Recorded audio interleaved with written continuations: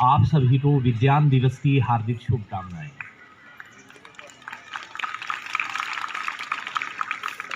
अभी विवेक सर ने हमें भारत के बहुत महान वैज्ञानिक के विषय में जो भी उन्होंने खोज की, जिसका नाम रमन प्रभाव सर ने बताया, उसके बारे में हमें बताया।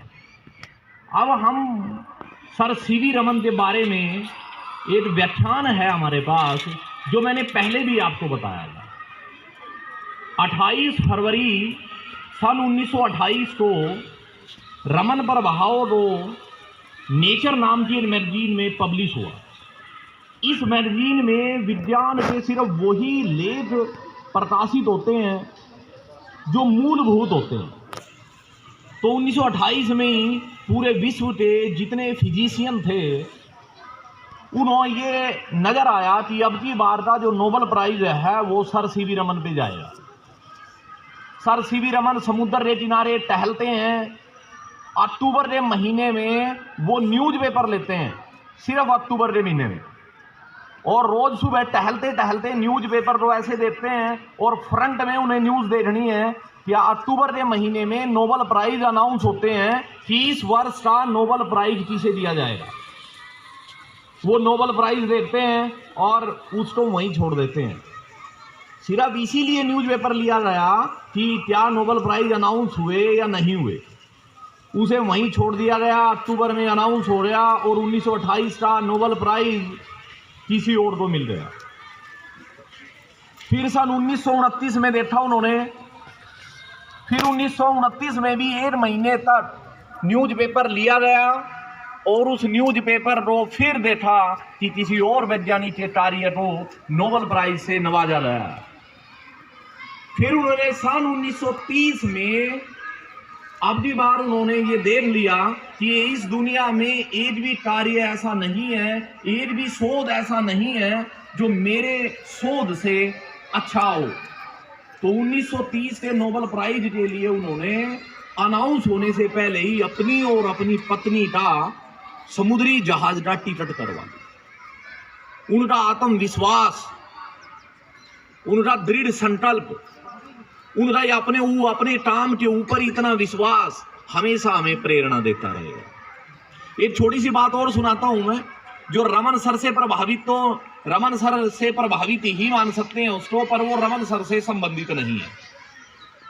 एक इंसान है, उसकी उम्र 40 के आसपास है। वो एक दुकान पे एसटीडी पे जाता है और फोन करता है किसी के पास कि सर मुझे ना ड्राइवर की जॉब दे दो, मुझे टैक्सी चलाना, मुझे कार चलाना बहुत अच्छे से आता है। उधर से आवाज आती है, नहीं, मेरे पास एक ड्राइवर है, बहुत अच्छा है, 10,000 रुपये महीने में बहुत अच्छा काम करता है। और दूसरी साइड का आदमी फोन को नीचे रख देता है। वो दोबारा फिर फोन करता है कि सर आपका ड्राइवर 10,000 रुपये लेता है, मैं 10,000 में आपका झाड़ू पोछा भी कर दूंगा, मुझे आप काम पे रखिए।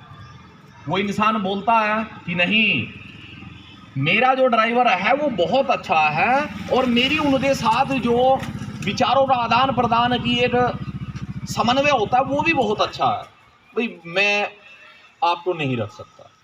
वह आदमी फिर तीसरी बार फोन मिलाता है। सामने वाला जो आदमी है थोड़ा इरिटेट हो जाता है। वो उसे बोलता है कि आप ऐसा करो, आपका ड्राइवर तो 10,000 लेता है, मैं आपका काम 5,000 में कर दूंगा, आप मुझे रख लीजिए। वो इंसान कहता है, भाई आपकी समझ नहीं आया, अरे मेरे पास ड्राइवर है, मेरा सारा काम बहुत अच्छा चल रहा है, आप रहने दीजिए। वो फिर फोन ऐसे ही नीचे रख देता है। वो इंसान चौथी बार फिर फोन मिलाता है और रोने लग जाता है कि मुझे काम की बहुत ज़रूरत है, आप ऐसा कीजिए, मुझे पैसे मत दीजिए, बस 2 टाइम का खाना दे दीजिए, मैं इतने में ही काम कर दूँ। और वो आदमी बोलता है दूसरी तरफ से, नहीं, मेरा ड्राइवर बहुत अच्छा है और मैं आपको काम पे नहीं रख सकता। तो तब वो एसटीडी वाला फ़ोन फिर बंद हो जाता है। वो एसटीडी वाला उससे पूछता है, भाई तुझे ड्राइवर लड़ना है, चल मैं लड़वा देता हूँ, हमारे यहाँ प्रिंसिपल सर है, उनकी गाड़ी जो है वो अपने आप चलाते हैं।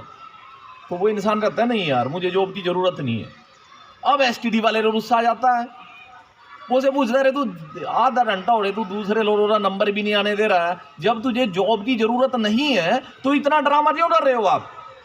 तो वो कहते हैं जी मैं ना वास्तव में अपने मालिक पे फोन कर रहा था, मैं ये देखना चाहता था कि मेरे मालिक की नजरों में मेरी काम की कोई वैल्यू है या नहीं है।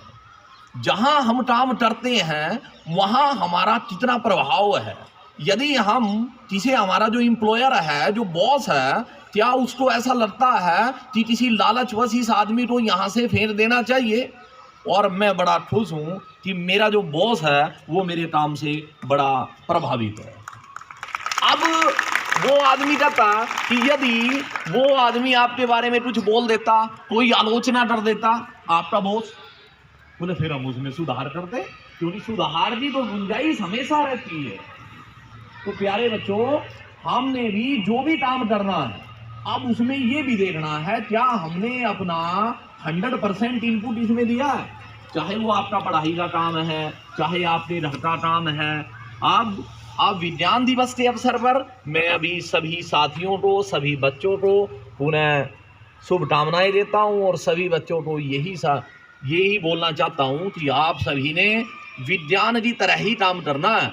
यदि विज्ञान ने एक चीज को द्रव साबित कर दिया, यदि उसने बोल दिया कि पानी एक द्रव है, चाहे आप कोई भी बोलता रहे, क्योंकि विज्ञान ने द्रव की जो मानक है, जो द्रव की विशेषताएं हैं, वो पानी में एक बार देख लिया कि जो जल है ना ये द्रव है। अब चाहे कोई पाखंडी, चाहे कोई ढोंगी, चाहे कोई मास्टर, चाहे कोई पापा, घर वाले भी कोई ये बोले ना कि भाई ये पानी जो है ना ये ठोस है, तो विज्ञान ये नहीं मानेगा। विज्ञान किसी विषय का नाम नहीं है, विज्ञान एक सोच है जो आपके अंदर है। आप देखते हैं ना चीजों को, हम जो चीजों को अंधाधुंध अनुकरण करते हैं ये अज्ञानता है। और यदि हम उसको अपने विचारों की, अपनी ज्ञान की कसौटी पर नापते हैं, उसकी मेजरमेंट करते हैं, क्या ये सही है हमारे लिए, हमारे परिवार के लिए, हमारे समाज के लिए, ये वास्तव में विज्ञान है। इन्हीं शब्दों के साथ शुभ प्रभात।